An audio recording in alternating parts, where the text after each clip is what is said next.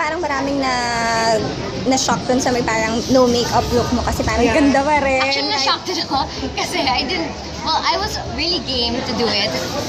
But syempre, like any other celebrity, for sure, kakabahan ka din gagawin mo yun because, parang totally bare, totally who you are.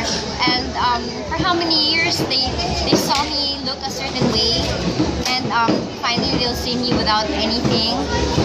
So, kinakabahan ako but I'm glad I did it. I'm really happy I did it. Tapos parang syempre kahit na, so pinaka-importante kahit na puro mga makeup tips to na yung pag-aalaga sa skin pa rin. Yes, definitely. Pag-aalaga. Kasi more than anything, you have to take care of the canvas itself. Kung magandang canvas, madali lang gawa ng paraan. So, we have tips, we have certain like do-it-yourselves na parang mga masks, things that I usually do as well.